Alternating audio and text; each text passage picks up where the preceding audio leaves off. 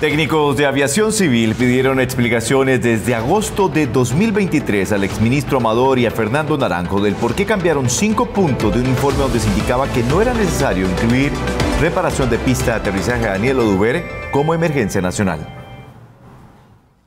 Yo en lo personal lo siento como falta de pruebas, ¿verdad? Porque es algo que sí se está dando por muerta porque no hay un cuerpo. Pero ¿dónde están las pruebas que digan que la bebé de verdad falleció?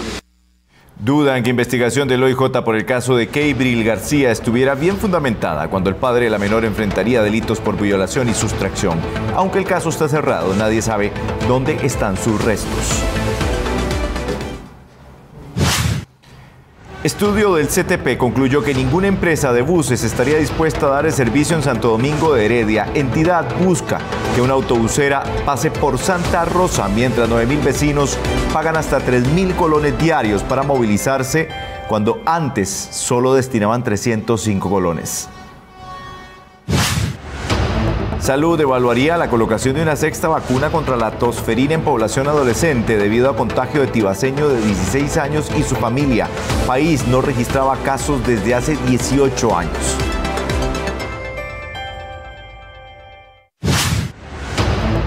Hay daño total en rampa de acceso al muelle Paquera tras choque del ferry. Reparación tomaría 2 meses y afectará a 15.000 habitantes de la península de Nicoya, pero también es un golpe para el turismo. Están nuestros compañeros preparados en diferentes puntos de nuestro país. Más adelante iremos con ellos para ahondar en las noticias más relevantes. Mientras tanto, le cuento que ya es un hecho que marzo fue el mes más caliente jamás registrado. Y que sí que, porque ustedes que sudaron bien, ¿ah? Todos sudamos bastante. No se podía ni dormir. Algunos que decían que dormían como Dios los trajo al mundo, sin dientes, sin dientes. Y bueno, ya usted sabe, dicen que esto del cambio climático no es jugando.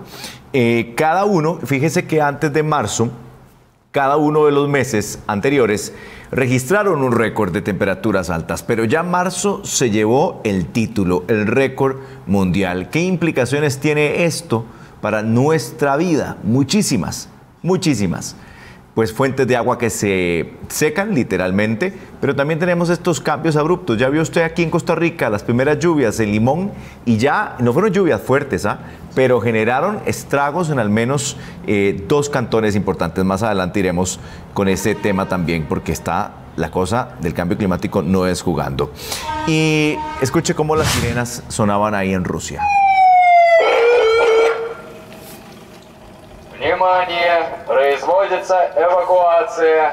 Lo que está diciendo en ruso, políglota, lo que está diciendo en ruso es que, señores, evacuación por favor ya de sus viviendas, 10.500 viviendas. Estamos hablando de las inundaciones las peores inundaciones de los últimos 70 años, es lo que dice el gobierno ruso, así que tuvieron que evacuar a estas personas. Estamos hablando de casi 11.000 viviendas anegadas, tuvieron que realizar esta evacuación como usted la ve ahí en su pantalla. Y además el otro gran tema es que había todavía nieve y esa nieve se derritió y bueno, ¿qué les puedo decir? Ese osito usted lo ve lindo, cariñosito, hermoso, con ese pelaje negro, se llama oso lunar, que hay pocas especies en el mundo. Resulta que lo rescataron de Laos porque en Asia está esta costumbre milenaria de extraer la bilis de los osos y con la bilis de los osos pues dicen que se curan muchas enfermedades. Entonces a estos ositos los tienen y les sacan las bilis y es un proceso muy doloroso. Ya hay países como Corea del Sur que están erradicando esta práctica ancestral, pero sin duda muy lamentable. Estos 16 ositos los rescataron justamente porque les iban a extraer la bilis. Sí encontraron a uno muerto y estos 16 dichosamente sobrevivieron y ahora están en este centro de refugio. Más adelante también todos los detalles.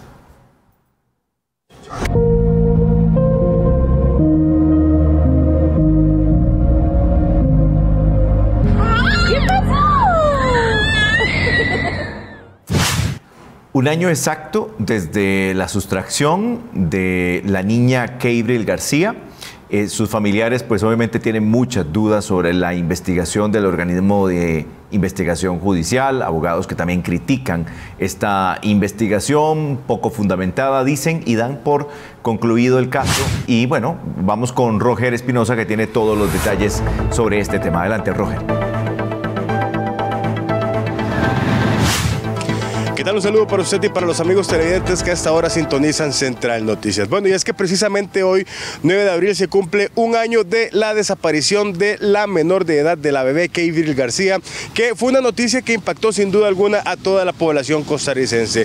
Y luego de estos 365 días, aún no hay una claridad sobre el paradero o inclusive, siendo pesimistas, el rastro del cuerpo de esta bebé. Esta situación obviamente llena de desazón a la familia, debido a que no hay una claridad con respecto a qué pasó con esta niña, si de verdad ella falleció a manos de este hombre de apellido Casasola, que es el principal sospechoso de la sustracción. Y que dicho sea de paso, la Fiscalía en este momento estaría juzgando a este hombre solamente por los delitos de violación y de sustracción de menor, más no por homicidio, a pesar de que las autoridades del organismo de investigación judicial dan por muerta a esta bebé. Pero veamos esta información que les preparamos con respecto a este tema.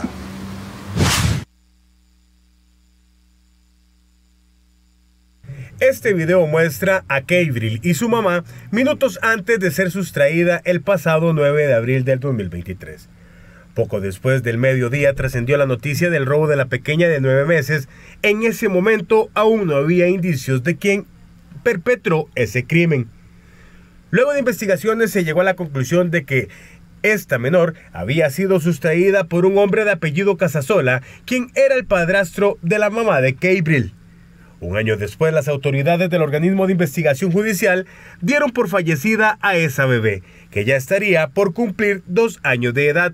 Esto por los indicios que recolectaron en la investigación. Yo en lo personal lo siento como falta de pruebas, ¿verdad? Porque es algo que sí se está dando por muerta porque no hay un cuerpo.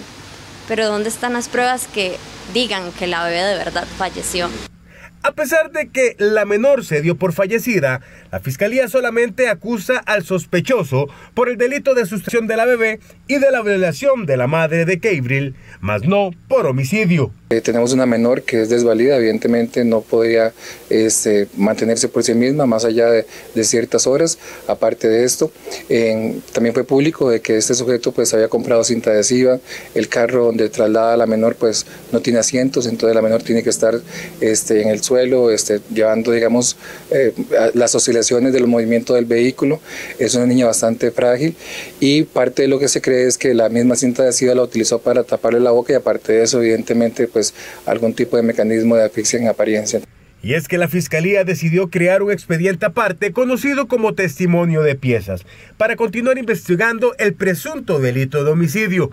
Esto se debe a que en el informe elaborado por el organismo de investigación judicial que se entregó el pasado 4 de abril a la Fiscalía, se establece la posibilidad de que Casasola haya causado la muerte de Keivryl mediante la asfixia. Sin embargo, al requerirse de más elementos de investigación para poder sustentar esa hipótesis y considerando que la acusación por violación y sustracción de la niña estaban listas, se determinó que lo que procede jurídicamente era dividir el caso mediante el testimonio de piezas. En este caso, el Ministerio Público lo que hace es toma los diferentes criterios que hemos tenido, las diferentes pruebas y con base en eso pues formularía o no una acusación extra de la que ya existe por el tema de lo que es violación sexual y por el tema de la sustracción de la menor en este caso. Esto provocó un sinsabor en la familia de Keivryl, que un año después aún no tienen idea de qué pudo haber pasado con la bebé. Esto a pesar de que el OIJ ya la dio por fallecida. Es como un sinsabor que le queda a uno, porque podrán decir muchas cosas, ¿verdad? De que la bebé no está viva, de que la bebé, o sea, de ciertas hipótesis más bien que tienen, para mí son como ciertas hipótesis más que realidades, porque por lo menos a mí no me convencen ciertas cosas, no hay una prueba exacta que le diga a uno qué pasó con la bebé, o dónde está la bebé. Entonces podrán decir que sí, que la bebé falleció, pero uno en sus adentros, como dicen, no ver no ver para creer. Los expertos en temas legales dejan de manifiesto que aquí lo importante es que las autoridades hayan realizado una investigación de calidad para evitar que el proceso judicial se venga abajo por una inconsistencia en ese proceso. Habría que ver cuáles son las razones de por qué solamente se están acusando ciertos delitos y no otros. Eso tiene que ver por el tema de la prueba. Evidentemente no se va a acusar delitos que no se puedan probar. Pero ahí lo importante es que la investigación sea buena, que haya sido una investigación de calidad. Uno de los datos que preocupa mucho a las autoridades es el gran número de menores de edad que se reportan como desaparecidos. Imagínense que solo en lo que llevamos del mes de abril, el OIJ ya emitió la alerta de desaparición de 23 personas de rangos de edad entre los 11 y 17. Bueno, ya para ir finalizando es importante comentar que a pesar de que en este momento no se está juzgando o no se va a juzgar a este sujeto por el tema del homicidio, las autoridades de la Fiscalía están a la espera de una mayor recolección de pruebas, podríamos decir, por parte de las autoridades del OIJ, para ver si en un futuro no muy lejano se puede también acusar a este tipo por el homicidio de esta bebé, debido a que fue el pasado 4 de abril cuando el OIJ emitió el informe de la muerte, podríamos decir, de esta pequeña. Entonces, en este momento ya la acusación por el tema de la violación y la sustracción estaba lista. Es esto lo que hace que la Fiscalía avance con ese proceso sin el tema del homicidio. Sin embargo, es importante comentar que esto todavía no se ha dejado de lado y que en algún momento también podría juzgarse a este hombre por el homicidio de la pequeña bebé Kevril García, que, como les decíamos, hace un año tenía 9 meses de edad. Por lo pronto, esta es la información que tenemos. Eso fue un reporte de Roger Espinosa Mendieta para Central Noticias. Gracias, y mientras tanto continuamos con más.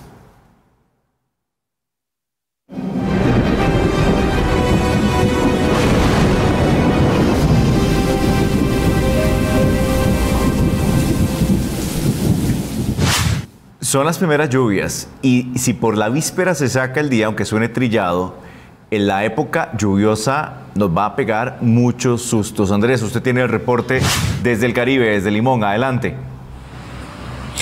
Así es, Douglas, un saludo para usted y a todos los amigos que nos ven a través de Central Noticias. Y es que hoy los limonenses se levantaron pues con un panorama un poco diferente a lo que días atrás estábamos viviendo, con intensos calores, ya que a eso de las 7 de la mañana empezó a meterse los ríos que se han desbordado en el centro de Limón a las viviendas aledañas a estas quebradas. Y es que lugares como el aeropuerto, vimos videos el día de hoy donde estaba totalmente inundado, carreteras, potreros, casas, totalmente los ríos salidos. Y es que desde las 7 de la noche de ayer lunes pasó toda la noche en intensas lluvias, y esto ocasionó que estas cuencas de quebradas y ríos se salieran y se desbordaran. Pero para darles un panorama un poco más amplio, resumido, de todo lo que sucedió el día de hoy acá desde el centro de Limón, vamos a ver la siguiente información que hemos preparado.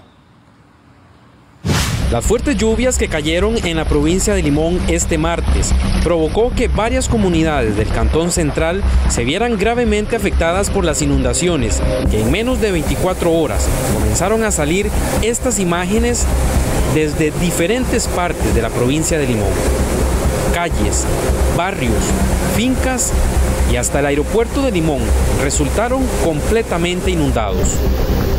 En esta ocasión no se reportaron daños en el Hospital Tony Facio de Limón, donde apenas días atrás, en los primeros aguaceros, se reportaron estas imágenes de afectaciones en este centro hospitalario. Sin embargo, hoy, ríos sobre la Ruta 36, carretera al Caribe Sur, se encontraban saturados por las lluvias que no mermaban.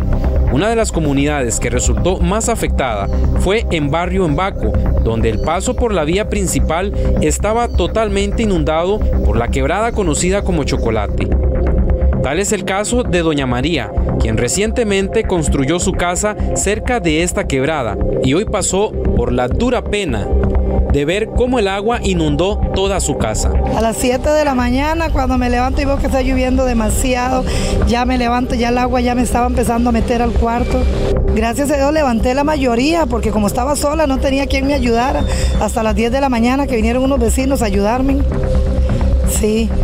Una situación que no es nada nuevo en este sector, pero esta vez los vecinos nunca se esperaron que en pocas horas los ríos se desbordaran. Las fuertes lluvias empezaron tipo 5, 5 y media de la mañana. Yo trabajo, entonces tuvimos que sacar los carros, el carro del vecino y el mío que guardan ahí. Entonces tipo 6, 6 y media nos fuimos. Ya a las 8 de la mañana que la muchacha me llamó, la niñera de mis niñas, que eso estaba desbordado. Eso era algo terrible. Tuvimos que venirnos mi marido y yo para la casa porque ya el agua se había metido adentro. Había baños, cuartos, todo lo que... A raíz de esta situación que vive el Caribe de nuestro país, la Comisión Nacional de Emergencias declaró alerta amarilla para la zona norte y la vertiente del Caribe, siendo esta última la más afectada por las inundaciones. Por su parte, la Municipalidad de Limón realizó un levantamiento de zonas afectadas en el Cantón Central para evaluar las familias que requieren atención. En ese sentido, nosotros hemos movilizado desde muy temprano al equipo de la Unidad Técnica de Gestión Vial para que atendiera los casos. Por ejemplo, hemos atendido algunos pasos de alcantarilla, algunas caídas de árboles, escombros sobre calles, sobre todo en el Valle de la Estrella, en la zona de Matama, en la zona de Río Blanco, y específicamente para lo que es el centro, el distrito primero, hemos tenido los reportes de llenas, por ejemplo, en la zona de Embaco, Limoncito, en Barrio Quinto, donde por desbordamiento del río Limoncito también hubo llena. Estamos en alerta amarilla, sin embargo, con el cese de agua que hemos tenido en el transcurso de la tarde, esperamos que esto sirva para que los canales puedan drenar, los ríos puedan bajar, y aunque se espera que mañana hayan precipitaciones igual de contundentes que hoy o peor, lo que esperamos es que esta condición vaya mejorando. Por lo tanto, la municipalidad hace un llamado a la ciudadanía limonense a reportar las afectaciones al 911 para así dar mayor cobertura a los casos. Pero adicionalmente la gente, si no hace el reporte al 911 y se le llena su casita y usted no hace el reporte o se le mete el agua y le moja su comidita, sus cosas, usted no hizo el reporte, manda un mensaje a mí o a otra persona de la municipalidad que usted la conoce, eso no genera, por decirlo así, el tiquete de atención para su caso. Entonces yo lo quiero explicar de una manera fácil y sencilla. Llame al 911, cualquiera que sea su caso, lo reporta, esto genera un número de incidencia y entonces el Comité Municipal de Emergencias moviliza una inspección, revisa cuál es el problema, movilizamos maquinaria si es necesario, corregimos la situación y si hay que atenderle como familia a usted en algún aspecto, lo hacemos. Ante esta situación de transición a la época lluviosa, el Instituto Meteorológico Nacional reporta para las próximas horas en el Caribe una continuidad de lluvias variables, donde se pronostica nuevamente un repunte en las precipitaciones para el día miércoles y de manera dispersas en horas de la mañana para la región del Pacífico.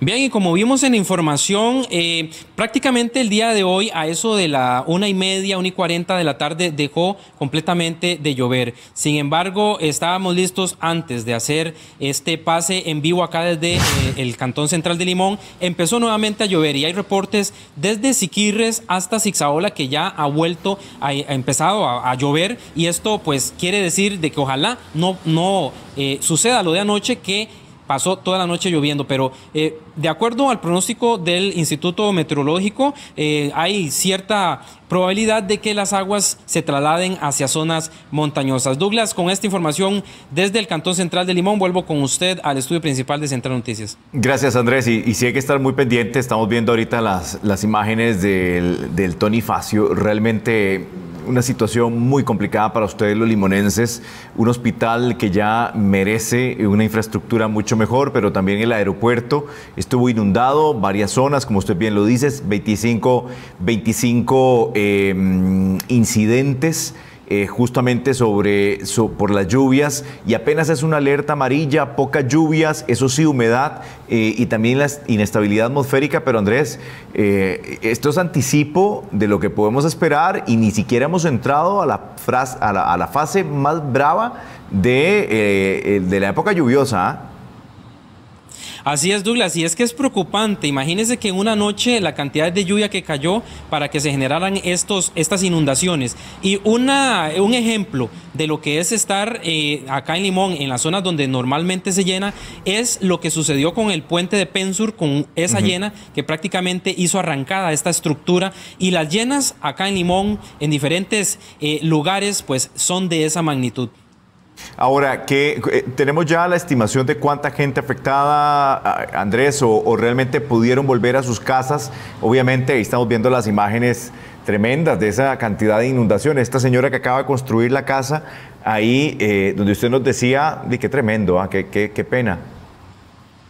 Así es, no hay estimaciones por parte de las autoridades de cuántas viviendas se vieron afectadas, pero en los puntos como en Baco, que sí es contable al estar en este lugar, las casas que sí se han visto afectadas, señoras que nos comentaban fuera de cámaras que se levantaron y de un pronto a otro vieron un mar al frente de las casas. Es preocupante también, Douglas, la situación del hospital, como usted bien lo mencionaba, donde veíamos días atrás apenas imágenes del hospital que eso parecían coladeros, sí, donde caían cataratas de agua en un hospital, el único que hay, y pues no sabemos qué pueda llegar a pasar cuando ya entremos de verdad en la estación lluviosa. No, hay que estar muy atentos, estaremos, porque las lluvias se van a mantener hasta el viernes, es lo que ha dicho el Instituto Meteorológico Nacional, así que muy atentos y muchísima precaución. 25 incidentes en total es lo que está registrado, así que vamos a estar muy atentos en todo Limón y en los cantones específicamente que hablábamos, unos 6.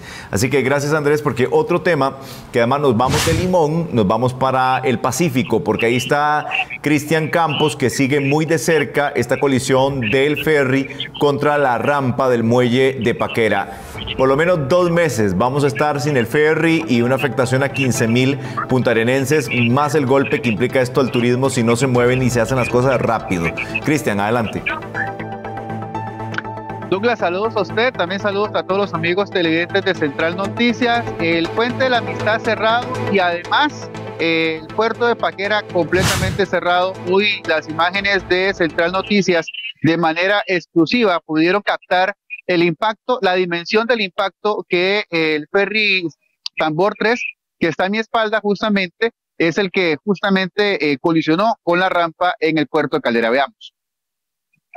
Uy.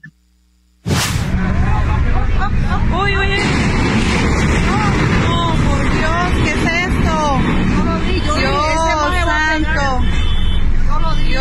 Dios mío, protéjanos. Uy, pero ¿por qué? Vea, desbarató todo.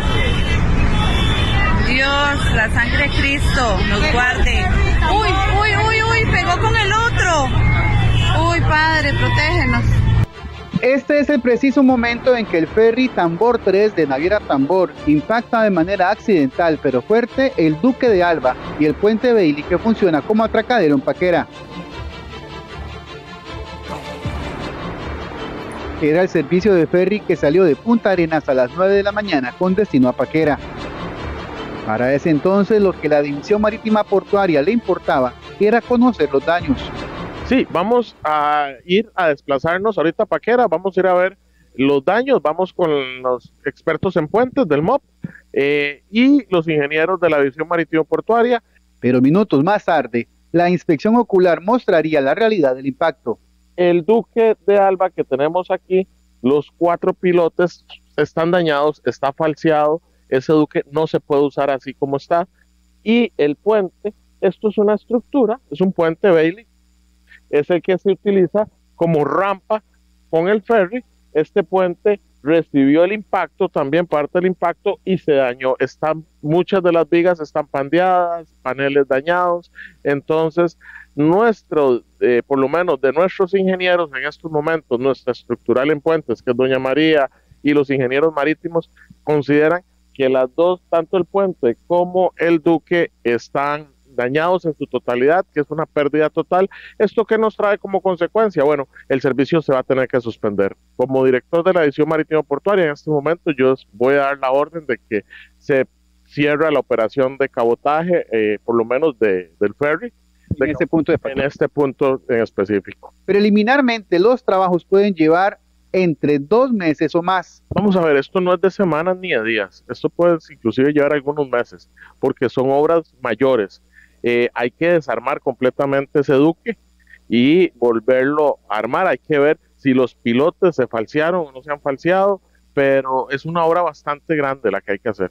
Entonces, ¿cómo se hará de ahora en adelante si se tiene en cuenta que el Puente de la Amistad estará cerrado hasta el 25 de julio?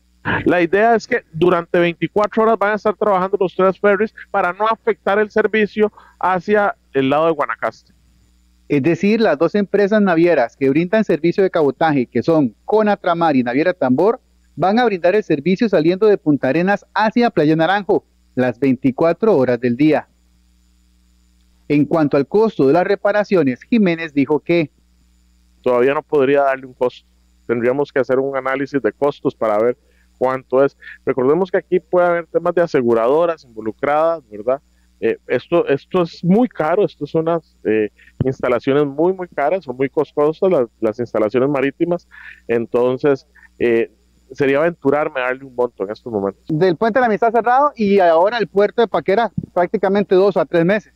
¿Qué pensar? ¿Cómo hacer? Bueno, eso depende de las filas, de la cantidad de carros que haya, eso depende del tiempo, y no queda más que esperar, no queda más. A mí yo iba por Naviera Tambor para Paquera y cogí ahora aquí Playa Naranjo, espero irme en el ferry de 5:30 que va a salir como a las 6:30 seguro. ¿A qué hora llegó a Punta Arenas? A las 2 de la tarde. Y hay que tener paciencia y venir a hacer fila. ¿Cuánto lleva usted en fila? Como 3 horas más o menos. ¿De dónde viene? De San José. ¿Va para dónde? Para Playa Naranjo. El orden ahora debe imperar en la zona de Playa Naranjo y Punta Arenas, mientras que la División Marítima Portuaria del MOP inicia una investigación acerca del por qué sucedió el impacto hoy en Puerto Paquera. Douglas, si hace una semana nosotros consignamos acá en Central Noticias justamente que la dinámica de vehículos y el flujo vehicular pues iba a cambiar acá en el centro de Punta Arenas por el cierre del Puente de la Amistad, ahora es mucho mayor porque todo se va a concentrar en que las personas que van en su vehículo, camión, transporte, busetas, bus, estarán solamente usando como punto de llegada en el área peninsular la zona de Playa Naranjo. Entonces, allí se va a registrar bastante lo que se espera, mucho desorden.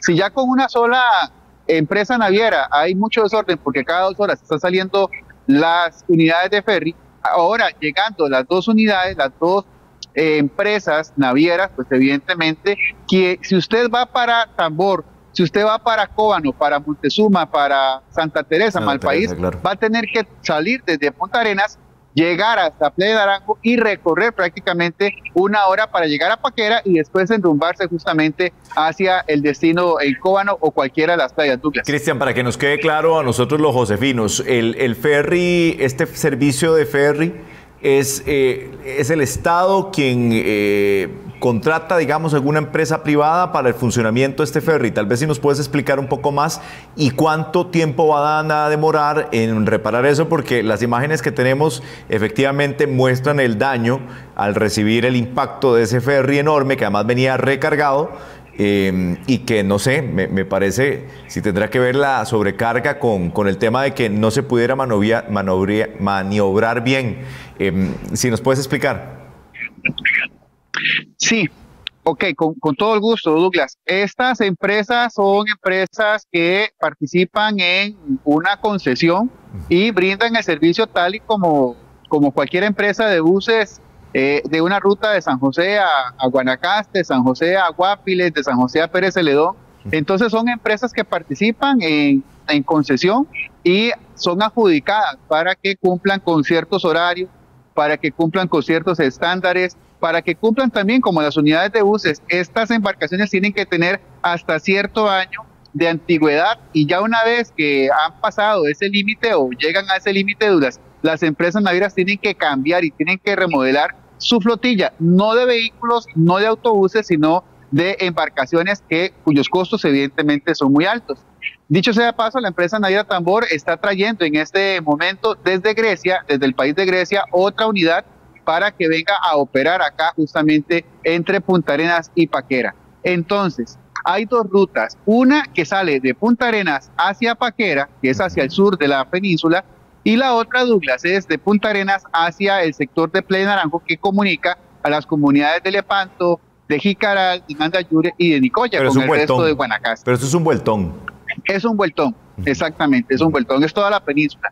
Y son empresas que participan a través de la concesión. Incluso don Bernie Jiménez nos decía que las empresas tienen una aseguradora y tienen pues evidentemente pólizas que a partir de hoy empieza la investigación. Mañana van a volver los ingenieros porque ya van a hacer una revisión más exhaustiva. Hay que tomar en cuenta que nosotros cuando llegamos a tomar y captar esas imágenes exclusivas, Douglas, de Central Noticias, entramos en marea alta. Hay que ver cómo quedó mañana ya con marea baja. Los Duques de Alba en marea baja, para también dimensionar lo que hay debajo del agua que no se pudo observar hoy. Y con respecto al tiempo, Douglas, don Bernie Jiménez nos dijo que no son días, no son semanas, y posiblemente sean 2 o más meses que esté cerrado el puerto de Paquera para poder hacer estos trabajos, Douglas. No, y Cristian, y lo digo personalmente porque Santa Teresa es uno de mis lugares favoritos, entonces ahora pues uno tiene que bajarle un poco revoluciones a cualquier plan porque si no le tomaría más tiempo, pero es una industria turística importante la que se mueve en la península y que esto viene a impactar. Y lo otro que quiero preguntarte, don Bernie, ¿qué menciona con respecto, digamos, al golpe? O sea, ¿cómo se da esa colisión? Yo sé que está en investigación, pero vea usted el guamazo, como decimos popularmente, que se llevaron esas bases. Quedaron completamente destruidas. Sí, vamos a ver, el ferry zarpó de acá de Punta Arenas. Este ferry que está atrás mío, casualmente, zarpó a las 9 de la mañana. En teoría, llegaba a las 10:30, tenía que estar haciendo el desembarque en el puerto de Paquera, en esa rampa. Justamente a esos minutos antes de las 10:30 es cuando la maniobra del capitán no logra hacer la reducción de velocidad. Inclusive el testimonio de quienes viajaban en ese momento, que se genera una alerta y el susto justamente de las personas que viajan en ese momento allí, pues evidentemente lo describen y lo narran en el video que estaban captando y que también ha circulado a nivel de redes sociales. Pues bien, don Bernie Jiménez estaba a las 10:30 de la mañana, me contó que estaba en una reunión en la oficina de él allá en el MOB, y a partir del momento en que le dicen que hubo un choque entre uno de los ferries de Naira Tambor con la terminal, pues evidentemente se vinieron hasta Punta Arenas ya a las 2 de la tarde, estábamos ingresando junto con ellos para ver y medir. Por eso en la nota consigna, Douglas, esa primera impresión de don Bernie Jiménez diciendo, vamos a ver cómo está el puente y cómo está la terminal de Paquera. Pero minutos después, tal y como lo dice la nota, Douglas, evidentemente la impresión, lo visual, es impresionante. Las 4 patas de ese banco, por así decirlo, como lo dice también don Bernie, están totalmente destruidas. El daño es total, tal y como lo dijo el propio director de la División Marítima Portuaria, y por eso, para hacer ese tipo de reparación, Douglas, hay que quitar toda la estructura, toda la torre que está encima de la base, quitar la base de concreto y hacer un trabajo con los pilotes, con cada uno de los pilotes en cada uno de los Duques de Alba, que son las estructuras que sostienen el ferry, para poder volver a reparar y volver a utilizar este puente. Pero hay que tomar en cuenta que no es trabajar en tierra, es trabajar sobre agua, es trabajar en el mar. Los pilotes están hundidos, están perforados, y evidentemente para poder hacer esa reparación de las bases del Duque, que son como las 4 patas de ese banco, hay que quitar exactamente todo lo que está encima, Duque. Bueno, tamaño trabajo y tamaño seguimiento corresponderá aquí, Cristian, porque sí, va a ser toda una hazaña la reconstrucción de ese muelle, como usted bien lo indica. Muchas gracias, Cristian. Vamos ahora a contarle, mire, yo soy tibaseño cuando me llamó mucho la atención esto, ustedes lo saben, pero un muchacho de 16 años ahí de Tibás y su familia están contagiados con tosferina. Y decían los médicos que hace 18 años Costa Rica no tenía un caso de tosferina. Sí es cierto que en el 2006 murieron 14 personas por esta enfermedad, pero más adelante le vamos a contar porque parte del plan es una sexta vacuna, que bueno, no nos damos cuenta porque nos ponen la vacuna a chiquillos cuando estamos ahí alrededor de hasta los 7 años, pero llama mucho la atención que sea un muchacho de 16 años y hay países como Panamá que están presentando casos de tosferina en adolescentes, lo que implicaría una sexta vacuna. ¿Cómo va a ser esto? ¿De qué trata? Más adelante también le cuento. Y mire, redoble de tambores. Tiriririrín. Bueno, resulta que puede que Horacio Alvarado, el diputado de la Unidad Social Cristiana, llegue a los votos para ser el nuevo presidente del Congreso. Resulta que PLP, Nueva República, Unidad Social Cristiana van a tener el viernes una reunión con el presidente de la República. Y ahí no va a ser como para devolverse los peluches. No. Esa reunión va a ser para sellar el pacto, sellar el acuerdo. Y el acuerdo es que posiblemente don Rodrigo Arias no asuma o no se reelija por tercera ocasión como presidente del Congreso. 2 diputados concretamente de Liberación Nacional que no van posiblemente a votar por don Rodrigo Arias. Estamos hablando de Montserrat, ay, se me fue el apellido de Montserrat, ahorita vuelve a mí, y de Gilbert Jiménez. Ya lo voy a buscar una vez para no estar aquí en estas. Espérese ahí. Entonces, el tema con esto, Ruiz, ahora sí. Montserrat Ruiz y Gilbert Jiménez. Van a ser los 2 diputados que se salen del canasto de Liberación Nacional, pero que entonces esto ya empieza a tomar una historia un tanto distinta. Más adelante los detalles. Pero yo quiero que usted también nos dé su opinión acerca de quién debería presidir el Congreso. Ahí está, quién debe dirigir el Congreso. Usted puede opinar en todas nuestras plataformas. Ahí en Central Noticias CR pusimos esta pregunta y fue como tirar una bombetilla, digamos, ahí en pleno desierto, porque plum, plum, plum, plum, inmediatamente generó mucha roncha, porque estos temas políticos nos encantan. Aunque el tico diga que no le gusta la política, somos bien políticos. Si algo nos caracteriza, somos opinólogos. Fútbol, política, bueno, religión yo no hablo mucho, solo creo en Dios, pero lo cierto es que esos temas nos encienden la vibra, nos encienden. Entonces, ¿quién debe dirigir el Congreso? Usted puede opinar en Central Noticias CR, puede poner ya su teléfono en modo ya fotografía y usted escanea ese código QR, que también lo invito de una vez a que se pueda suscribir a nuestro canal de difusión de noticias de WhatsApp. Ahí está, usted escanea el código QR que tiene en su pantalla, le doy así 5 segundos, 1, 2, 3, 4, 5, ya lo escaneó, ahí va a estar en contacto. Ahora, si usted quiere el detalle y otras informaciones exclusivas, se puede ir a nuestra página web. Ahí está el código QR también para que usted se vaya a genteopa.com/central. Ahí tenemos toda la información y todos los detalles para que estemos siempre muy, muy conectados. Continuamos.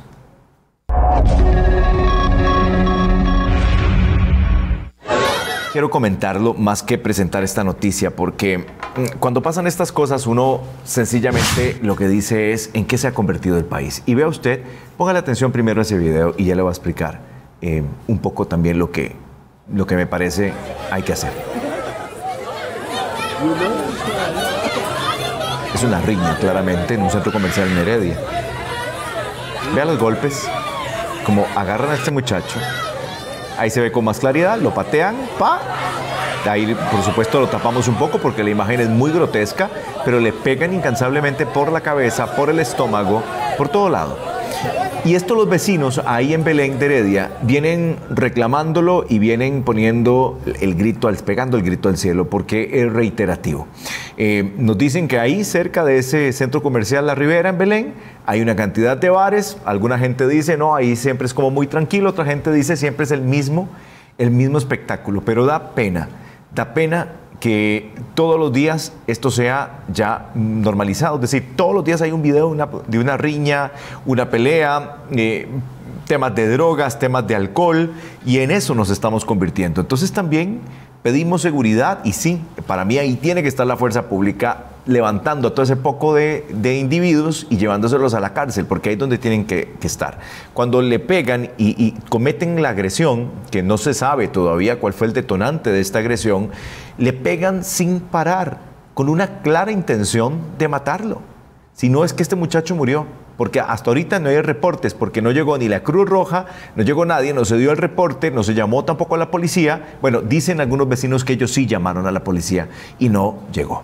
Es lo que dicen, vamos a corroborar que esa información sea así como la cuentan los vecinos. Pero en todo caso, es un espectáculo patético, es un espectáculo digno, no sé, de gente sin educación. Esa es la realidad. Es más, incluso hay gente sin educación que tiene sentido común. Y ese sentido común lo que dice es que no se puede andar la gente peleando de esa manera en la calle, y mucho menos con la clara intención de agredir y matar a otra persona. Esto nos retrata muy mal.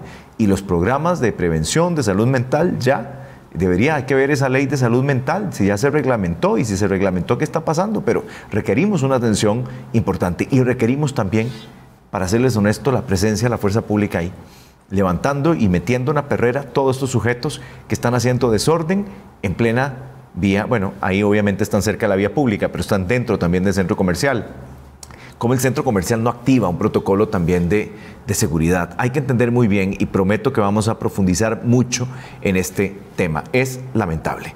Vamos a hablar de otro tema. Este ladrón se capturó, pues ahí llegó en una panadería en Limón, y estaba la cámara, por supuesto llega, dice que va a pagar, va a pagar. No, ¿qué va a pagar? Se roba todo. Se roba una bolsa con mercadería. Ahora hay que entender, no llegó a asaltar. Ahí toma el pan, toma una oreja. Eso es lo que llamábamos una oreja antes. Qué rico una orejita con café. Hasta que saliveo. A ver, ahí está, mire. Llega tranquilamente, como si fuera a comprar. Ahí está, obviamente, está la bolsita que le pone la señora, todo el pancito, las orejitas. Tenía hambre, es una realidad. Pero eso no justifica que se robe el pan, porque a todos nos cuestan las cositas. Y vea, ahí está la señora atendiendo, haciendo la cuenta. Mira, está un fresco, sé yo. Hasta la marca del fresco se ve. Ahí hace como a pagar el sujeto, tranquilamente. Bueno, puede ser que se le haya olvidado la billetera. No, ahí ves. Ahí les arrebató el pan. Ahí les arrebató el pan. Ahora, yo digo una cosa, cuando uno ve estos casos, uno lo primero que dice es, estar acostumbrado a tomar lo ajeno. No entró agresivo, no tenía un arma tampoco, no amenazó, pero sí cometió un delito, porque uno no entra a un lugar a robar. No, hay que ser honrado. Eso es lo que nos tienen que enseñar siempre nuestros papás, pero ahí se fue. Y vea, mire, era pan, era pancito. Bueno, vamos a ir ahora a este otro caso que es tremendo, pero la Dirección General de Migración y Extranjería detuvo a esta mujer de apellido Salas, es que usted la ve ahí en su pantalla, como sospechosa del delito de trata de personas. Esto fue en Goicoechea.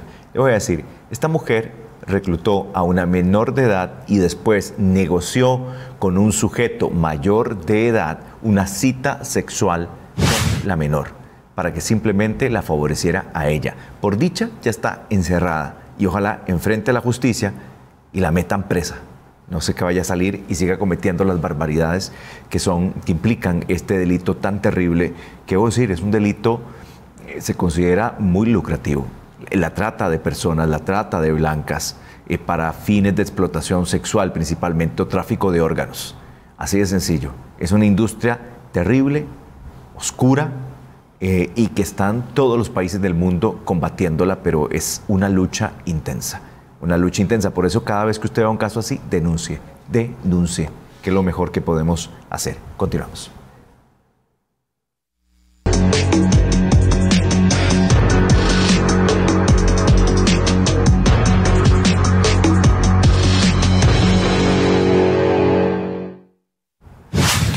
Esta es la historia de un puente peatonal que recibió, sí, el golpe de un automóvil desde el año pasado, en julio para ser exacto. Esto es un puente peatonal que está a la altura de la Ciudadela 15 de septiembre.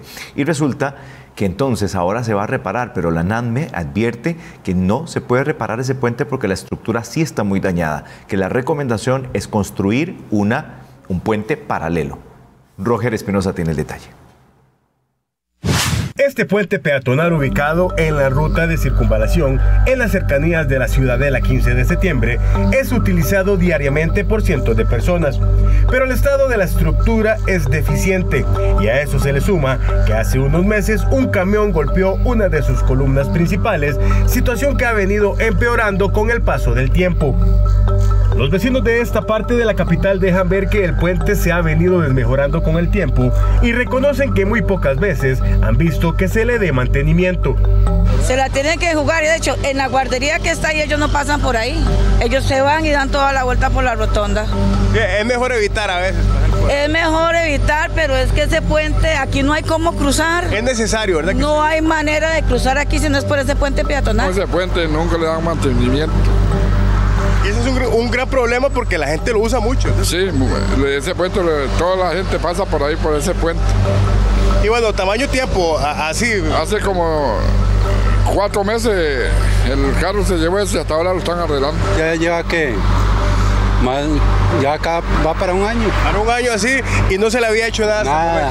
Arriesgando a la gente porque la viga estaba totalmente... Sí, porque hace un tiempo habían cerrado aquí para que nadie pasara. Y yo le dije a la gente que puso eso, le digo, ¿cómo les va a ocurrir? Que niños que van a la escuela, gente adulta mayor, van a cerrar aquí, ¿por dónde van a pasar? Luego del hecho que falseó la columna el pasado 16 de julio, es hasta esta semana que las autoridades de CONAVI iniciaron con su intervención. Desde el Laboratorio Nacional de Materiales y Modelos Estructurales de la Universidad de Costa Rica, deja de manifiesto que en la última inspección realizada a este puente, encontraron deficiencias importantes. La condición de ese puente se encuentra en falla inminente. ¿Qué significa falla inminente? Significa que en un corto plazo la estabilidad de ese puente podría verse, no está garantizada. O sea, en un muy corto plazo, ante un evento como un sismo severo o otro golpe de otro vehículo, el puente podría colapsar. Los principales problemas que hay en el país con respecto a los puentes peatonales, según la NAME, son los siguientes. Hay una falta de mantenimiento, también hay falta de datos con el estado de los puentes y no hay inspecciones periódicas. Por ahora, lo que ha venido implementando el MOP es la intervención de las estructuras que están en estado crítico, cosa que los expertos destacan no es la mejor práctica. No teniendo el panorama claro, lo que surge entonces es la necesidad de ir interviniendo estructuras de acuerdo a el peor caso primero. Entonces tenemos este caso que está muy mal, intervenimos este. Tenemos esto que está muy mal, intervenimos este otro. Pero los otros puentes van deteriorándose conforme pasa el tiempo y no se les da la atención necesaria. Por su parte, el Colegio Federado de Ingenieros y Arquitectos hace un llamado a las autoridades del MOP a estar pendientes de estas estructuras porque algunas tienen más de 30 años y al final de cuentas podrían convertirse en un peligro para los usuarios. En nuestro país estamos muy acostumbrados a buscar esa inversión inicial. Hacemos un puente, tenemos un puente muy bueno, se nos une una comunidad, pero no pensamos en el mantenimiento rutinario. Y eso es un tema muy clave, porque la persona, digamos, la institución, la organización que crea ese puente, también tiene que pensar en un mantenimiento rutinario. Los expertos dejan ver que no hay una claridad sobre cómo se encuentran estas estructuras en el país, por lo que representan un peligro inminente tanto para los peatones como para los conductores. Esta es la historia de 9.000 habitantes de Santa Rosa de Santo Domingo de Heredia. Dice el Consejo de Transporte Público que no hubo ninguna empresa interesada en brindar el servicio de autobús. Vea usted que tienen un rato de no tener un autobús que les ayude a movilizarse. Pagaban 305 de pasaje anteriormente cuando la empresa que daba el servicio dijo ya no es rentable. Y resulta que ahora destinan más de 3.000 colones, incluso al día, para salir y llegar hasta sus trabajos, escuela, estudio, lo que sea.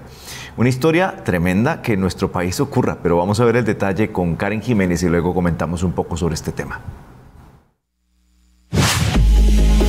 Esta fue la promesa que hizo el Consejo Público el pasado 20 de febrero. El Consejo de Transporte Público se compromete con la comunidad analizando alternativas que proporcionen un servicio eficiente, minimizando las afectaciones durante este proceso de transición. Sin embargo, esas promesas quedaron en solo papel, ya que más de 9,000 personas de esa zona se siguen viendo afectados por la falta de autobuses. Lo que está en realidad sucediendo, ¿verdad? Para no crear especulaciones en que ya nos van a poner el servicio y al final pues nos quedamos esperando.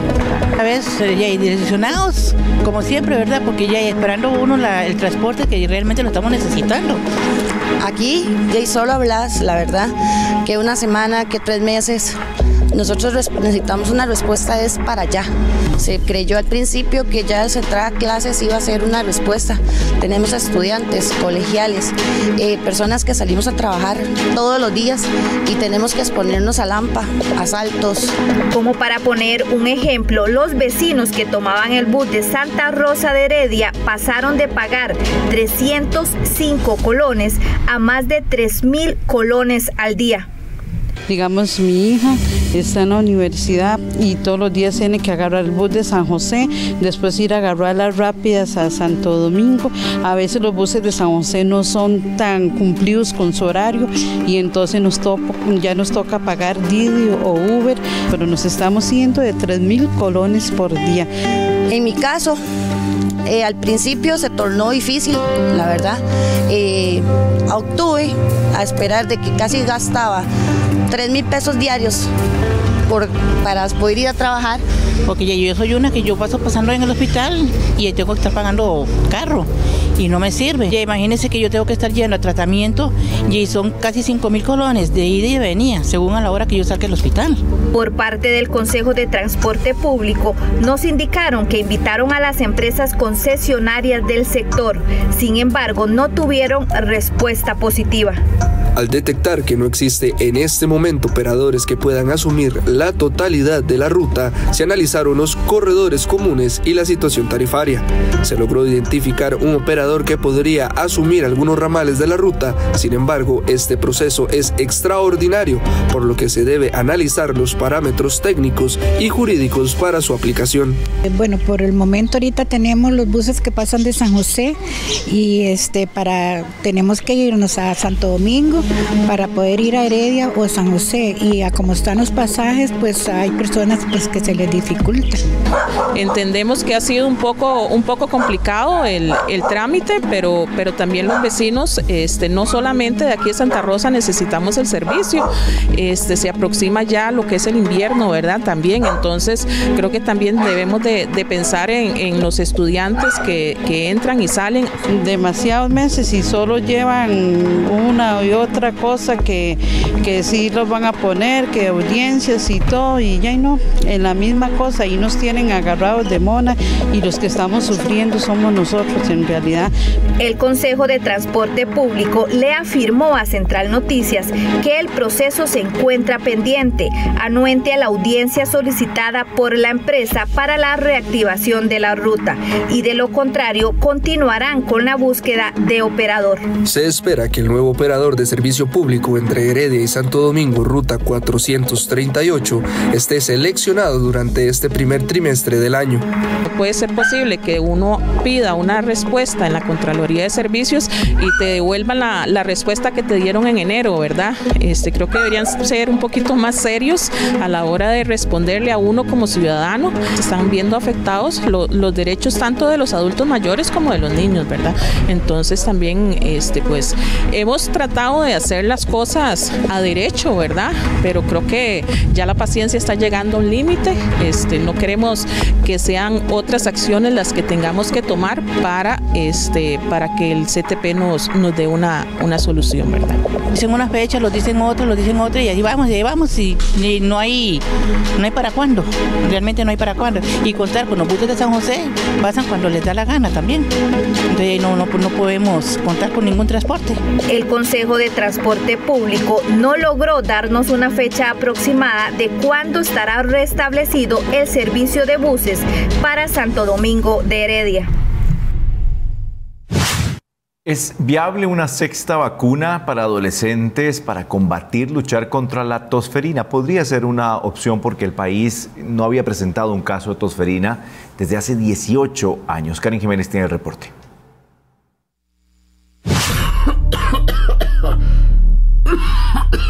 Con una simple tos, inicia la tosferina en los primeros días en que se desarrolla el padecimiento. Por eso sus síntomas pueden ser confundidos con un resfriado común. La tosferina es una enfermedad parecida a la gripe, pero las gripes son virales. En cambio, la tosferina se produce por una bacteria que es la Bordetella pertussis, la cual produce problemas muy parecidos a la gripe, pero después, cuando ya la gripe se nos debería estar quitando, produce problemas adicionales. Una enfermedad que es muy fácil de transmitir, afectando de manera más grave a los niños. Esta bacteria se transmite de persona a persona. De hecho, es una enfermedad que afecta de manera más grave a las personas menores de 1 año, especialmente menores de 6 meses. Pues una enfermedad de vigilancia, pertenece a las enfermedades de notificación obligatoria porque son inmunoprevenibles, que se puede prevenir con vacuna. Entonces, los niños de mayor riesgo son los que no han completado su esquema de vacunación o los menores de 2 meses en los que la madre no recibió vacuna contra tosferina durante el embarazo. Y esta estrategia de vacunación se implementó en el país en el año 2006, cuando se presentó un pico de tosferina, en la cual fallecieron 14 personas, la mayoría menores de 2 años. Se implementó en este país la estrategia Capullo, que era que se vacunaban con la pertussis celular todas las personas en el núcleo familiar. Si vivía con el abuelito, si vivía con el papá. Luego pasó a la otra etapa, que era la de implementar la vacunación durante la gestación, para que ya cuando el recién nacido nazca tenga inmunidad. La vacunación comienza bastante temprano en la vida de los niños. La primera vacuna se aplica a los 2 meses de edad, se aplica un refuerzo a los 4 y luego otra vacuna a los 6 meses. Sin embargo, el Ministerio de Salud el pasado lunes alertó sobre un posible brote de tosferina en un paciente de 16 años y su familia. La vacunación se da en las embarazadas, en su núcleo familiar y en el niño pequeño, como que se ha trasladado la enfermedad más a la población adolescente y grupos jóvenes. Entonces, en muchos países incluso se les refuerza con una sexta dosis o un tercer refuerzo cuando cumplen 11 años. Lo que puede ocurrir algunas veces es que hay algo que se llama una circulación críptica. Quiere decir que de alguna manera alguna persona adulta, especialmente con un sistema inmunitario más o menos competente, podría tener una infección adquirida de una fuente, digamos, desconocida. Muchas veces cuesta encontrar cuál fue lo que llamaríamos ese caso índice o ese caso que origina un brote. ¿Pero de qué manera se puede transferir la tosferina? Paga muy parecido al COVID, por vía aérea, por gotitas de saliva. Cuando las personas están hablando, eso llega a la otra persona y le llega a producir la enfermedad. Así que obviamente todas las medidas que conocíamos durante el COVID se vuelven relevantes nuevamente para esta crisis de tosferina. ¿Y cuáles son sus síntomas? Produce una tos, digamos esa tos majadera, inclusive molesta, dolorosa, que puede ocurrir en cualquier momento del día de manera repetida, pero que a diferencia, por ejemplo, de una gripe o de COVID o cosas por el estilo, se quita a los días. O sea, gripe o COVID se quita a los días. Tosferina puede durar varias semanas esa tos. Una tos que se describe como una tos quintosa, que es que tosen hasta que se quedan pegados y hacen un pitido inspiratorio, ¿verdad? Como que se están ahogando y tosen hasta que pueden ponerse los niños moraditos o dejar de respirar, hacer apneas. Por eso es que es peligroso.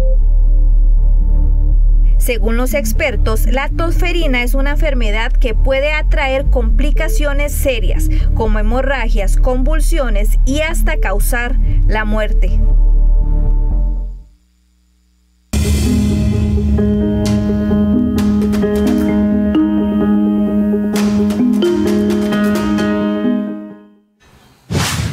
Que sí es deseada, yo creo que sí, bastante, pero bueno, ya salieron nuevos protagonistas, yo diría que la asamblea es como ese corazón que todo el mundo quiere que pegarle un flechazo, digo yo, los que están ahí adentro, porque uno pasa por ahí y sale más bien corriendo, pero Catherine, usted sí tiene paciencia, yo veo que usted siempre está ahí en la asamblea. ¿Usted también está enamorada de la asamblea?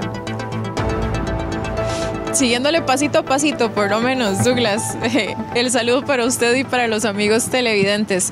Bien deseada esa presidencia, ciertamente, usted tiene toda la razón, Douglas, y bueno, ya hoy se decidió finalmente la última pieza que quedaba ahí sin saber, sin color, tal vez por decirlo por ahí, porque bueno, ya Rodrigo Arias había mencionado que él tenía su deseo de un tercer año en la presidencia de la Asamblea, pero todavía no se sabía si sí o no iba a decidir la Unidad Social Cristiana, impulsar la candidatura de alguno de los diputados de esta fracción. Ya hoy finalmente tuvimos ese sí, y a partir de ahora entonces va a ser mover las fichitas del ajedrez para ver cuál de los dos se lleva, si no es que tal vez otro diputado también, la presidencia de Asamblea Legislativa. Escuchamos a continuación cómo está la situación exactamente.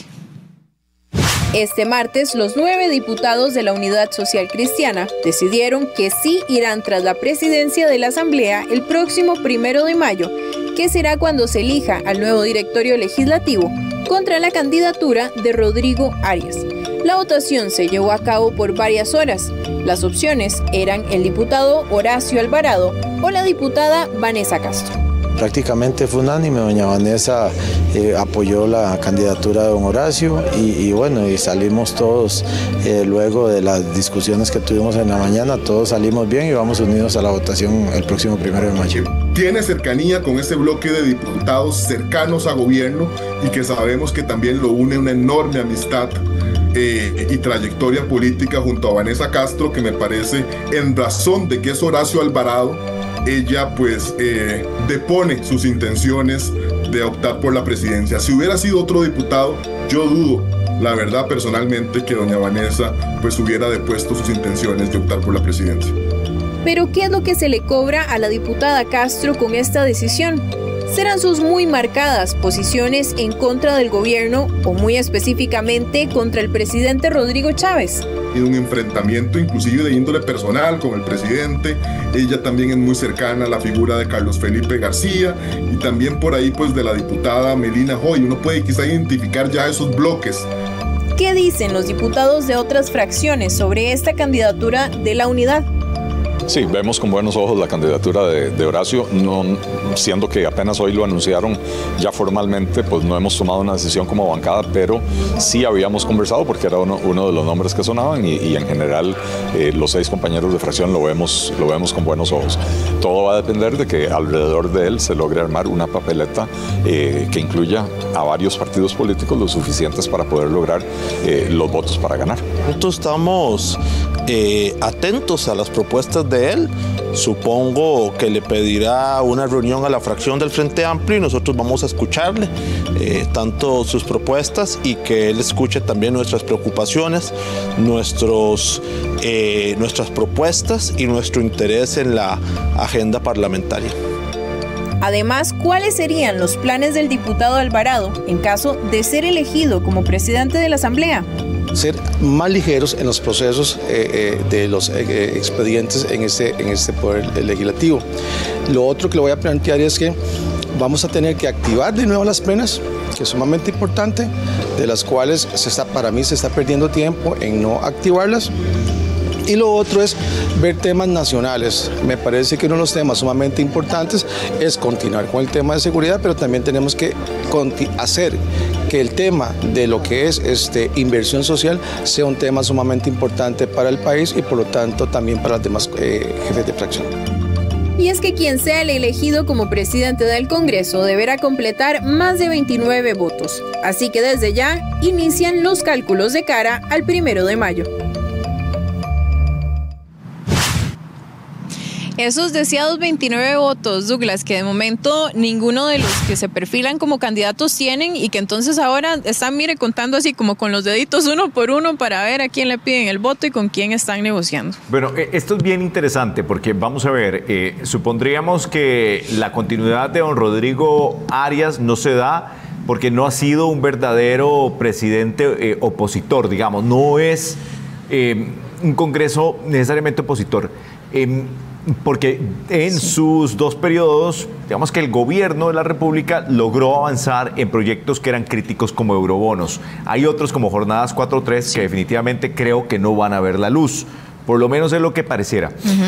Lo que es cierto, Catherine, es que se debate entre lograr la gobernabilidad, que esto implica una buena relación con los poderes de la República y efectivamente la dinámica del Poder Ejecutivo con el Poder Legislativo para el avance de proyectos que son de agenda común, o que por lo menos hay entendimiento que son proyectos que el país requiere. Por ejemplo, agenda de seguridad, me parece que podría avanzar más rápido.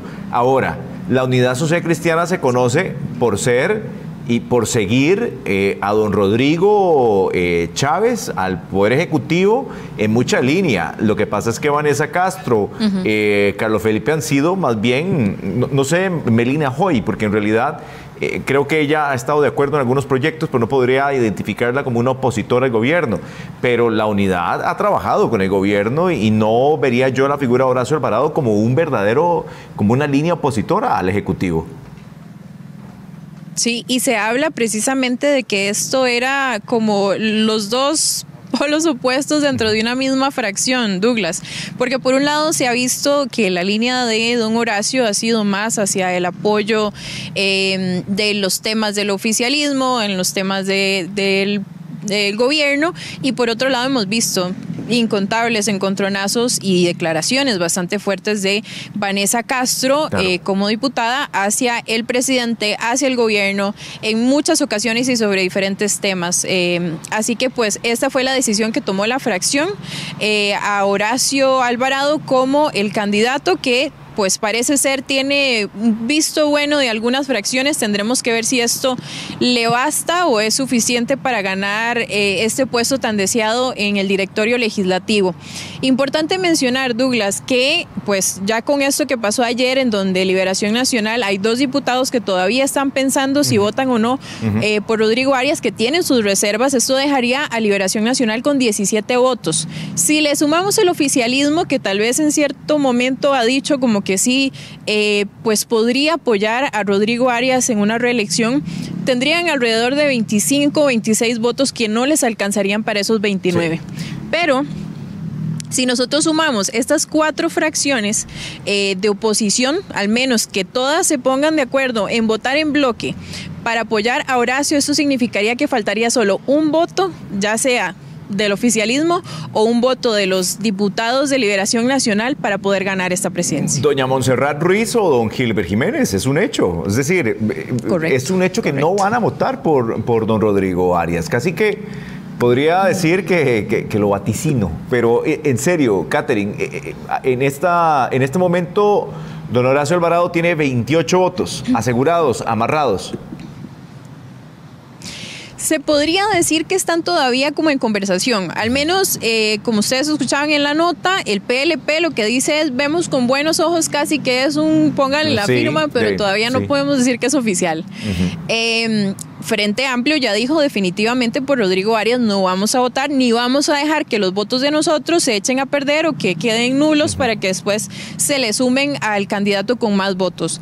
Entonces esto nos hace pensar que tal vez podrían estar interesados, y bien lo mencionaba también el nuevo jefe de fracción, Antonio Ortega, de que estarían pensando y sentándose a hablar con don Horacio directamente para ver cuál es el plan, porque a partir de este momento, Douglas, esto es lo que va a ser el cambio. ¿Cuáles son los acuerdos que se puedan llegar específicamente en temas específicos, en proyectos específicos que se deseen de cada una de las fracciones que avancen? Eso es lo que al final creo que va a desempatar esta situación y le va a dar los votos que necesitan. Bien, hablemos también del famoso oficio de los técnicos de aviación civil, Catherine.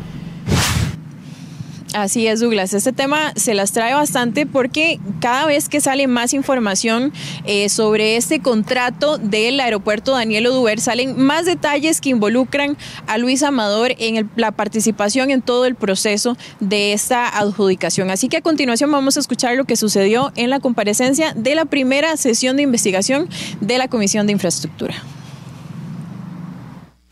Una presión cuando nos lleva él precisamente ante el ministro a indicarle que la parte técnica no quería firmar el plan de inversión en una sesión previa del Consejo. Con estas declaraciones empezó la investigación en la Comisión de Infraestructura en asamblea sobre el contrato de reparaciones en el aeropuerto de Liberia, por el que el presidente Rodrigo Chávez destituyó a Luis Amador como ministro de Obras Públicas y Transporte, ante dudas sobre su proceder. Pero vamos al detalle de este famoso oficio que los funcionarios de la Unidad de Infraestructura Aeronáutica llamaron la atención del ministro Amador sobre modificar 5 puntos del informe original creado sobre el estado del aeropuerto Daniel Oduber, donde se afirma que no debía declararse como emergencia ante la falta de pruebas de relación entre los daños y la tormenta Bonnie. El huracán Bonnie y otros eventos meteorológicos del año 2022 ocasionaron una contaminación generalizada de la base de la pista con materiales orgánicos. Conclusión nueva y no redactada por la UIA. El análisis de riesgo sugiere que se restrinja el peso de aterrizaje de manera que se tendrían que cancelar todas las operaciones de vuelos comerciales. Conclusión nueva y no redactada por la UIA. A junio de 2023, el nivel de riesgo llegó a un nivel intolerable. Por lo anterior, la Dirección General de Aviación Civil solicita la declaratoria urgente de emergencia nacional ante posible estado de calamidad al Poder Ejecutivo. Conclusión nueva y no redactada por la UIA. El Ministerio de Obras Públicas y Transportes, como ente rector, y la Dirección General de Aviación Civil solicitan la inclusión en el decreto de emergencia nacional antes mencionado. Este oficio se dirigió a Fernando Naranjo, en ese momento director de Aviación Civil, donde posterior a la declaración de emergencia le surgieron algunas dudas. De acuerdo a las declaraciones brindadas por la Presidencia de la República el día 23 de junio del 2023, no es posible determinar que el nexo casual que se aduce sea correcto, ya que se cuenta con documentación desarrollada antes, durante y después del evento climatológico mencionado, que indica que no existió afectación a la pista de aterrizaje.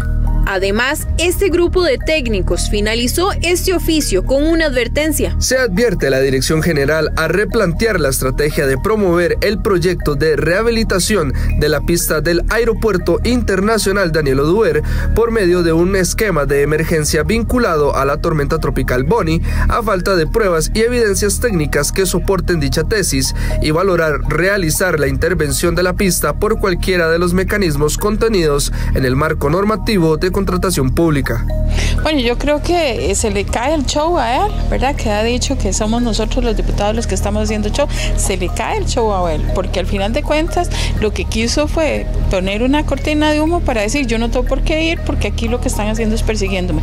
No, señor, no lo estamos persiguiendo, le estamos diciendo que venga a rendir cuentas y que venga a decir por qué hizo todo lo que hizo en este proceso. Y además ya sabemos que era un comportamiento normal del exministro, ya lo hizo en otras circunstancias y también tenemos otra investigación abierta sobre el tema. Todas cumplían, hasta las más baratas, y él eligió la más cara. Río revuelto, ganancia y pescadores. Aquí lo que pasa también es que si yo modifico documentos y hago un proceso, la gente no ha entendido que emergencia significa procesos más simples, sin chequeos, sin revisiones, casi que es una selección directa. No voy a decir a dedo, pero sí muy directa. Y eso es conveniente para un ministro que quería posiblemente que le pusieran en la mano un contrato inflado. La preocupación de los diputados ante estas declaraciones es que este método para agilizar procesos se vuelva algo común. Utilizar este mecanismo jugando, diríamos mal, porque al final de cuentas esto era un proceso que ya se sabía que en 2017 tenía que, la misma pista debería reconstruirse y no se logró hacer, así que lo único que hace es desvirtuar, quitar controles y finalmente hacer algo que no se puede hacer. La legalidad del país es por algo y los mecanismos de contratación, en este caso que son de excepción, es por razones específicas y ellos nunca cumplieron ese procedimiento. Está para respetarle, no podemos brincárnoslas y no podemos decir, no, voy por este lado, brincándome la ley y ampliando decretos de emergencia donde claramente no fue los daños causados no fueron por ese decreto de emergencia, y tenemos que respetar la ley. O sea, aquí no estamos en un país donde se hace lo que le da la gana a cualquier persona. Se tiene que respetar la ley, se tienen que hacer las cosas, pero despacio y con buena letra. En esta audiencia, los funcionarios de la Unidad de Infraestructura Aeronáutica de Aviación Civil aseguraron que fueron blanco de presiones, no solo por Fernando Naranjo, sino también por Luis Amador. Sí, es que Este es solo el inicio de esta investigación, Douglas y amigos televidentes, pero todavía faltan muchas más audiencias de las cuales nosotros, por supuesto, estaremos al tanto. Informó Catherine Zúñiga para Central Noticias.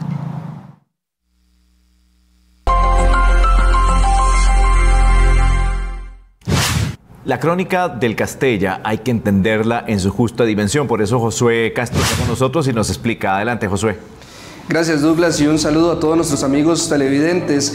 Durante 20 años se ha venido hablando de si se vende o no el Teatro Arnoldo Herrera, hasta que el 1 de marzo de este año se confirmó la venta de este inmueble. Nosotros preparamos, como bien usted lo dijo, una crónica para que usted entienda cuál fue el proceso hasta la llegada de esta venta del Teatro Arnoldo Herrera. Veamos la nota. La existencia del Conservatorio de Castella se remonta a la década de 1940, cuando a través de su voluntad, Carlos Millet de Castella donó 100.000 colones y un terreno en Sabana Norte para que se creara allí un conservatorio de música. Esta institución sería administrada por una junta conformada por 5 miembros, tanto del sector público como de asociaciones de músicos, artistas y escritores.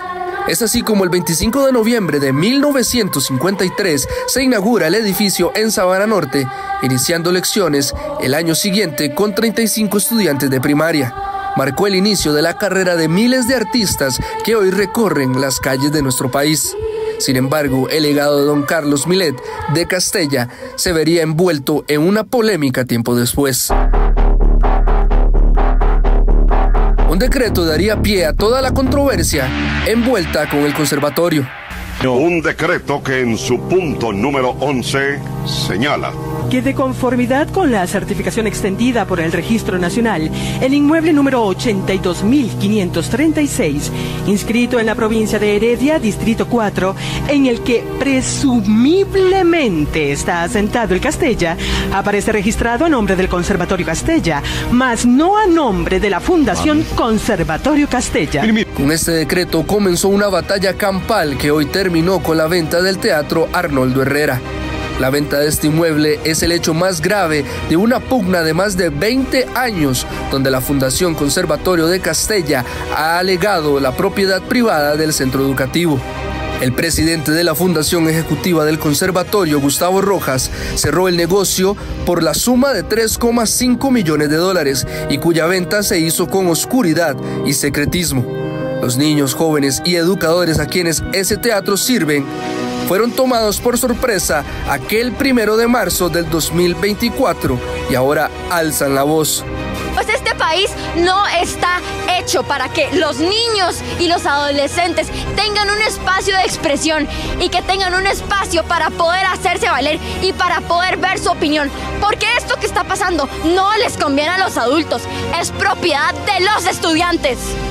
Precisamente este lunes 8 de abril, Gustavo Rojas y la ministra de Educación, Caterina Müller, comparecieron ante los diputados para dar su versión acerca de la venta del teatro. Comparecencia que don Gustavo Rojas no pudo controlar debido al enfrentamiento que mantuvo con los diputados. Entre sus respuestas manifestó que la ministra nunca contestó a sus llamados. Tardamos meses para que la señora ministra nos atendiera. Varias cartas hasta que tuvimos que presentar una cosa que se llama un amparo de legalidad para que la señora ministra nos respondiera. Además habló que la venta es producto del mal estado de la infraestructura. Lo que hemos visto, y quiero que quede en actos, es un absoluto deterioro de lo que don Arnoldo Herrera soñó, y que si seguimos en manos de un Estado indolente, lo que vamos a recoger dentro de 5 o 10 años son los despojos de lo que hoy defienden con tanto ahínco. Seguidamente cerró diciendo que no le da vergüenza lo que está haciendo. Le acabo de hacer. Usted acaba de hacer una afirmación. Acabo de preguntar, por favor, que me conteste. No huya a esta pregunta, por favor. ¿Con qué fondos se construyó el teatro? Ok, entonces, obvio, el que usted me dijo que debo sentir vergüenza. ¿Con qué fondo? No siento vergüenza de lo que estoy haciendo para responder. Y con relación a los fondos, usted me pregunta, ¿de dónde vienen? Los fondos con los que se compró el teatro que ustedes... Ya se lo dije a su compañero, vienen de un legado. Por otra parte, en la misma comparecencia, la ministra de Educación, Caterina Müller, manifestó la decisión de destituir a Gabriela Henchos Castro por no informar sobre la decisión de esa organización de vender el Teatro Arnoldo Herrera. No obstante, el caso aún sigue en el aire y los diputados seguirán recabando toda la información de la venta del inmueble. ¿De dónde fueron llegadas la inquietud y la sangre de Carlos Millet de Castella? Materializadas, plasmadas en este recinto de arte, las vemos. Amplio y generoso gesto del caballero Millet, el sembrador dignificando la siembra. Importa de dónde provinieron la inquietud y la sangre de este sembrador, constructor de cultura y de ideal, hacedor de patria como el mejor de los costarricenses.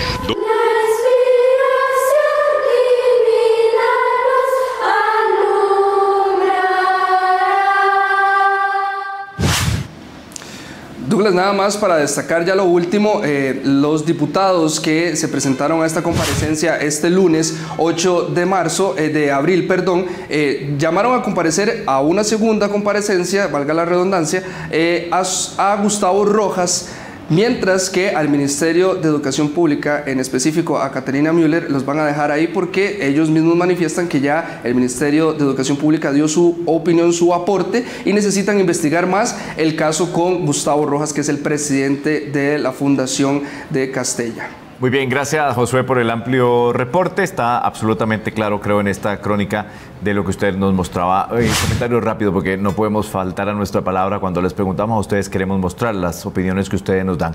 Ahí está, ¿quién debe dirigir el Congreso? Vamos, María Rodríguez. Don Rodrigo es un buen candidato para asumir la presidencia, tiene una gran trayectoria, dice ella, refiriéndose a don Rodrigo Arias. Jackie Rojas, de gobierno, para ver si se puede hacer algo, porque han sido 2 años de puro circo y no han logrado nada bueno, dice doña Jackie Rojas. ¿Quién debe dirigir el Congreso? Alonso Camacho dice, alguien de la oposición, pero no Rodrigo Arias. Ya fue suficiente. Gracias a todos ustedes, que descansen, que la pasen bien.